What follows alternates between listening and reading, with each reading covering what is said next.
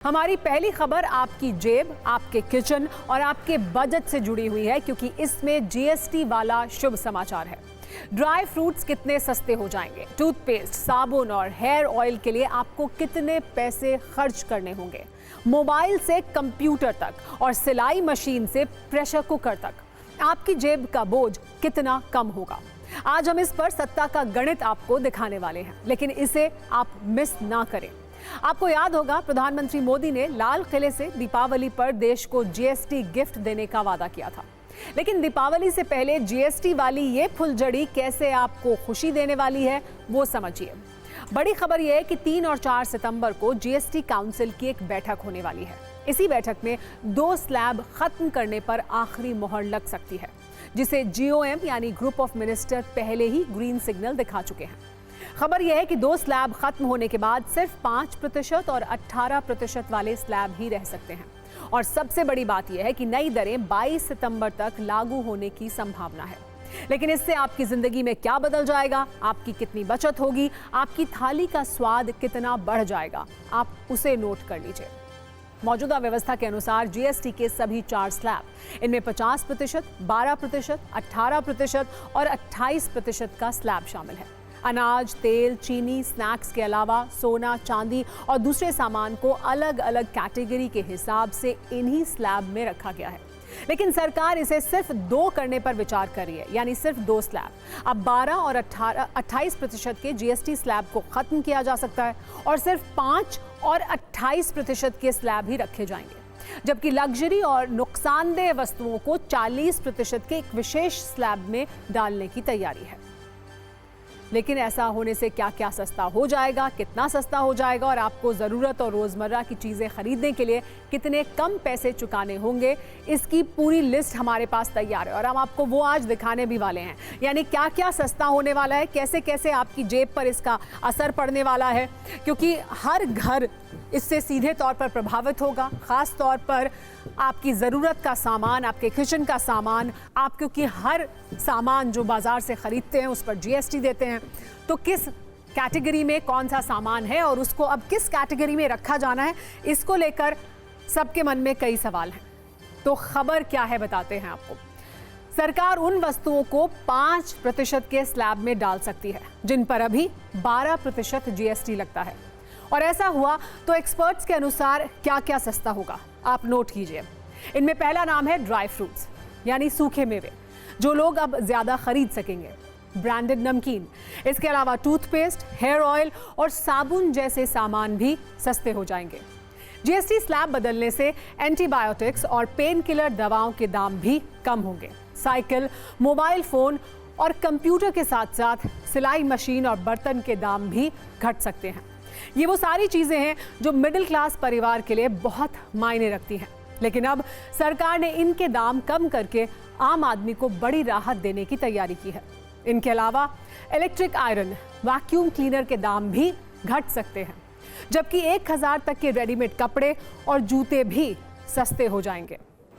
लेकिन ये सारे सामान कितने सस्ते होंगे, ये सवाल आपके मन में होगा। आपकी जेब पर जीएसटी कम होने का असर क्या होगा, इस पर सत्ता का जीएसटी गणित भी आप देख लीजिए। एक अनुमान के अनुसार 1 किलो काजू का पैकेट अगर 1300 रुपए का है और 12% जीएसटी लगने के बाद उसकी कीमत 1456 रुपए हो जाती है, तो इस पर अब सिर्फ 5% जीएसटी हो सकता है। ऐसे में 1 किलो काजू पर आपको सीधे सीधे 91 रुपए बच सकते हैं। इसी तरह अगर एक इलेक्ट्रिक आयरन यानी कपड़ों वाली प्रेस की कीमत अभी 1200 रुपए है, जो 12% जीएसटी के बाद 1340 रुपए का बिक रहा है, तो मुमकिन है अब इस पर 5% जीएसटी लगे और ऐसा हुआ तो आपकी बचत 80 रुपए की होगी। जिन कपड़ों की कीमत 1000 या उससे ज्यादा है, इन पर अब 12% की जगह सिर्फ 5% जीएसटी लगेगा और इस पर भी आपकी बचत करीब 70 रुपए की होगी। इसी तरह अगर कोई शख्स साइकिल खरीदने जा रहा है जिसकी जीएसटी से पहले कीमत 7000 रुपए है और उसका प्राइस 12% जीएसटी के बाद 7840 रुपए हो जाता है, तो 5% के स्लैब में आने के बाद उसी साइकिल की कीमत 7350 रुपए हो जाएगी और करीब करीब 500 रुपए आपको बचेंगे। इसी तरह आपको 28% जीएसटी स्लैब वाला गणित भी समझाते हैं। खबर यह है कि अब 28% के स्लैब को खत्म किया जा सकता है। जो भी सामान इस स्लैब में आते हैं उनमें 90% वस्तुएं 18% वाले स्लैब में जाएंगी। ऐसी स्थिति में सीमेंट और ब्यूटी प्रोडक्ट्स सस्ते हो सकते हैं। चॉकलेट और प्रिंटर, टीवी, फ्रिज जैसे सामान के दाम घट सकते हैं। वॉशिंग मशीन और एसी जैसी इक्विपमेंट्स खरीदने के लिए भी आपको कम पैसे देने होंगे, जबकि डिश वॉशर और प्लास्टिक प्रोडक्ट के अलावा रबर टायर और एल्यूमिनियम फॉइल की कीमत भी कम हो जाएगी। यानी आम आदमी के लिए इस दीपावली बड़ी जीएसटी रिफॉर्म वाला धमाका होने वाला है और बड़ी राहत आम आदमी को मिलने वाली है। लेकिन अगर 28% स्लैब वाले सामान 18% के स्लैब में आते हैं, जो आपकी जेब का बोझ कितना कम हो जाएगा उसे भी आप नोट कर लीजिए। मान लीजिए अभी 50 किलोग्राम की सीमेंट की एक बोरी 28% जीएसटी के साथ 640 रुपए की मिल रही है। उसकी कीमत 18% जीएसटी के बाद 590 रुपए होगी और एक बोरी सीमेंट पर 50 रुपए आपको बचेंगे। एलईडी टीवी जो 28% जीएसटी के साथ अभी करीब 11,500 रुपए की मिल रही है, उस पर 18% जीएसटी लगने के बाद सीधे 900 रुपए तक आपको बच जाएंगे। और मान लीजिए अगर कोई वॉशिंग मशीन जीएसटी से पहले 7,000 रुपए की है, 28% जीएसटी के बाद उसकी कीमत 8,960 रुपए होगी, जो 18% जीएसटी के बाद उस पर सीधे सीधे 700 रुपए का आपको फायदा देगी। मतलब यह है कि जीएसटी के 2 स्लैब कम होने से आपका आर्थिक तनाव भी थोड़ा कम होने की संभावना है। हालांकि जरूरी जानकारी यह भी है कि विलासिता यानी लग्जरी और नुकसानदेह वस्तुओं पर 40% जीएसटी लगाने की तैयारी है, जिससे 4 मीटर से लंबी, बड़ी और लग्जरी गाड़ियां शामिल हैं। इसके अलावा वो वस्तुएं जो सेहत के लिए हानिकारक हैं, जैसे तंबाकू, सिगरेट और शराब, उनको महंगा किया जा सकता है। इन पर भी 40% की जीएसटी लग सकती है। लेकिन जीएसटी वाले इस रिफॉर्म में आम आदमी और मिडिल क्लास परिवारों के लिए खुशियां ज्यादा हैं और ये तोहफा आपका दीपावली से पहले आपको मिल सकता है। यानी इस दीपावली जीएसटी वाला मीठा हो ही जाए। दिवाली में आपको एक बहुत बड़ा तोहफा देशवासियों को मिलने वाला है। हम नेक्स्ट जनरेशन जीएसटी रिफॉर्म्स लेकर के आ रहे हैं।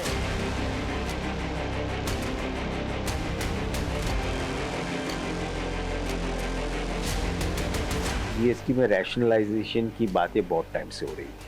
रैशनलाइजेशन एंड रिडक्शन, अगर ये 2 चीज़ें हो जाती है एक साथ, तो ये फेस्टिव सीजन आने से पहले वैसे भी खरीदारी होगी। लेकिन अगर ये जीएसटी में रिकैलिब्रेट करके और रैशनलाइज करके अगर कम होता है, तो जो भी नए स्लैब आएंगे उसमें रिडक्शन हो जाए 10-12% से अगर फर्क पड़ता है, तो उसकी डिमांड ज़्यादा हो जाएगी। क्योंकि 10-12% जो रिडक्शन है वो बहुत ही बड़ा रिडक्शन है। तो ये मानता हूँ जिसकी वजह से ओवरऑल रेवेन्यू भी बढ़ेगा, कंजम्पशन भी बढ़ेगा, जिसका डायरेक्ट इम्पैक्ट जो है वो हमारी इकोनॉमी पे आएगा, पॉजिटिव रहेगा और जिसे win win situation for everybody. आज हमने आपको जिस जीएसटी का गणित समझाया है वो हर साल सरकारी खजाने को भरने का नया रिकॉर्ड बना रहा है। देश में जीएसटी 1 जुलाई 2017 को लागू हुआ था, यानी इसे 8 साल पूरे हो चुके हैं। इस दौरान टैक्स कलेक्शन के आंकड़ों ने नया रिकॉर्ड बनाया है।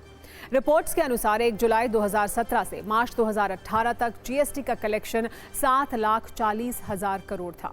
यह आंकड़ा 2020-2021 में 11,37,000 करोड़ रुपए पर पहुंच गया। लेकिन वित्त वर्ष 2024-25 में ग्रॉस जीएसटी कलेक्शन ने एक नया रिकॉर्ड बनाया और ये नंबर 22,08,000 करोड़ रुपए तक जा पहुंचा। मतलब बीते 5 वर्षों में टैक्स कलेक्शन लगभग 2 गुना हो गया। लेकिन अब ये सिस्टम बदलने वाला है और इस नए बदलाव में आपके लिए एक नहीं कई गुड न्यूज़ हैं। सत्ता की अगली खबर हम दुनिया के टैरिफ किंग और मेक इन इंडिया के पावर के बीच चल रहे द्वंद्व की आपको दिखाने वाले हैं। इसके एक कोने पर अमेरिका के राष्ट्रपति डोनाल्ड ट्रंप हैं, जिन्होंने कल भारत पर 25% अतिरिक्त टैरिफ लगाने वाले आदेश पर साइन कर दिया। इसके अलावा इससे भारत पर अमेरिका का टैरिफ बढ़कर अब 50% हो गया है। यानी ट्रंप टैरिफ के पैसे से ही अमेरिका की कमाई बढ़ाना चाहते हैं। जबकि मेक इन इंडिया वाले दूसरे कोने पर प्रधानमंत्री नरेंद्र मोदी हैं, जिन्होंने आज ऐलान किया कि 100 देशों की सड़कों पर अब मेड इन इंडिया की स्टैंप वाली कारें चलेंगी। यानी भारत मैन्युफैक्चरिंग और बिजनेस के जरिए पैसे कमाएगा। यहाँ अमेरिका के लिए यह भी संदेश है कि भारत सिर्फ अमेरिका पर निर्भर नहीं है, वो दुनिया के हर देश में अपने लिए बाजार बना रहा है। ऐसे में हमने अपने न्यूज मित्रों के लिए मेक इन इंडिया स्पेशल कुंजी तैयार की है, जिसमें आपको इस सवाल का जवाब मिलेगा कि क्या ट्रंप के टैरिफ से जीत जाएगा मेक इन इंडिया। इस सवाल के जवाब को समझने के लिए आपको गुजरात में मारुति सुजुकी स्टॉकयार्ड का एक वीडियो दिखाते हैं। 44 सेकंड के इस वीडियो में जितनी दूर तक आपकी नजर जाएगी सिर्फ और सिर्फ कारें ही दिखेंगी। ऐसा लगता है जैसे कोई छोटा शहर हो जहां एक साथ इतनी कारें खड़ी हैं। लगता है जैसे कोई शहर पूरी तरह से कारों से पैक हो गया हो, पूरा शहर कारों का ही शहर हो।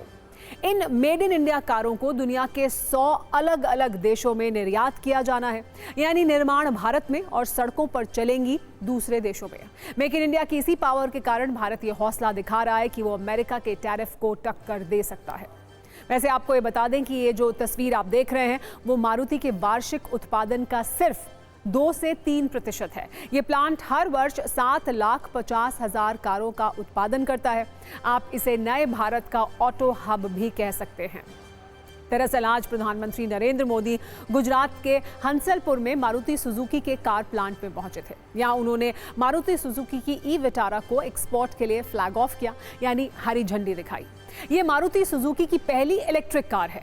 ये गाड़ी पूरी तरह से भारत में ही बनी है और इसे यूरोप और जापान समेत 100 से ज्यादा देशों में निर्यात किया जाएगा।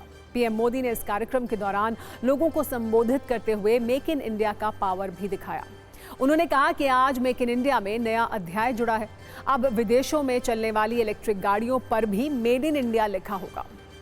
संयोग देखिए, कल ही राष्ट्रपति ट्रंप ने भारत पर 25% अतिरिक्त टैरिफ वाले आदेश पर साइन किया और आज पीएम मोदी मारुति के उस प्लांट में पहुंचे जहां से 100 देशों की कार निर्यात की जाएगी। खास बात यह है कि यहाँ कार बनाने वाली कंपनी जापान की है, मैन्युफैक्चरिंग भारत में हो रही है और यहाँ से निर्यात भी जापान में होगा, वो भी बिना टैरिफ वाली धमकी के। टैरिफ के लिए अमेरिका ने भारत के साथ 20 वर्षों की भरोसेमंद दोस्ती में धोखा किया। पीएम मोदी ने आज बिना नाम लिए संकेतों में उसका जिक्र भी किया। पीएम मोदी ने कहा, भारत को डेमोग्राफिक एडवांटेज है, हमारे पास स्किल वर्कफोर्स का बड़ा पूल है। ये हमारे हर पार्टनर के लिए विन विन सिचुएशन बनाता है, यानी भारत के सहयोगी देशों के लिए ये फायदे का सौदा है। लेकिन अब अमेरिका अपने कर्मों के कारण इस फायदे से दूर हो रहा है।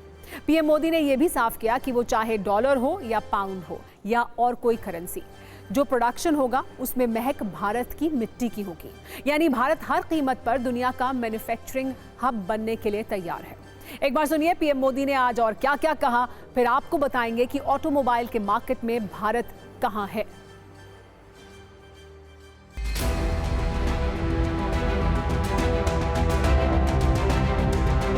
गणेश उत्सव के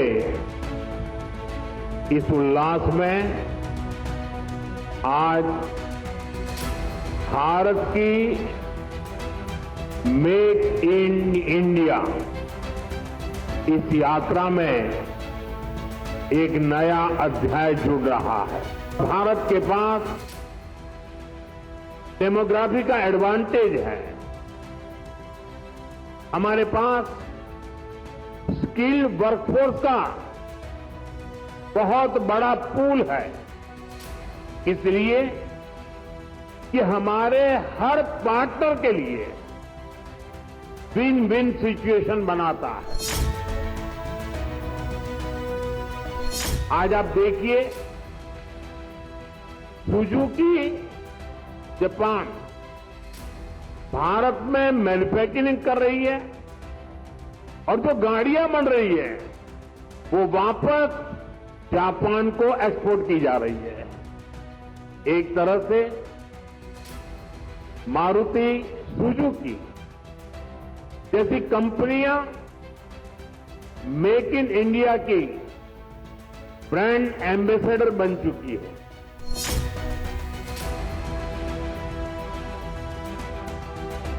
पैसा किसका लगता है उसे मुझे कोई लेना देना नहीं है, वो डॉलर है, पाउंड है, वो करेंसी काली है, गोरी है, मुझे कोई लेना देना नहीं। लेकिन जो प्रोडक्शन है उसमें पसीना मेरे देशवासियों का होगा। पैसा किसी का, पसीना हमारा। जो प्रोडक्शन होगा उसमें महक मेरी देश की मिट्टी की होगी, मेरी भारत मां की होगी।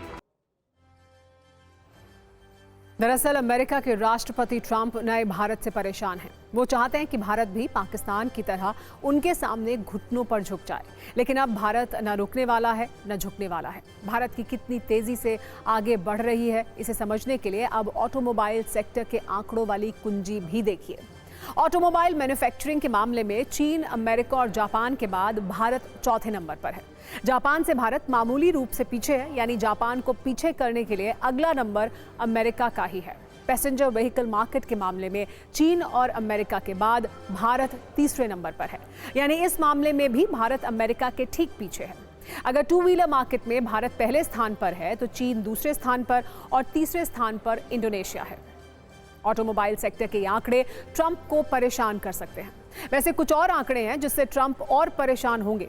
गाड़ियों के निर्यात में भारत की स्पीड काफी ज्यादा है। 2023-24 में भारत ने 45 लाख गाड़ियां निर्यात की, जबकि 2024-25 में 50,98,000 गाड़ियां निर्यात की गईं, यानी एक वर्ष में 19% की वृद्धि हुई।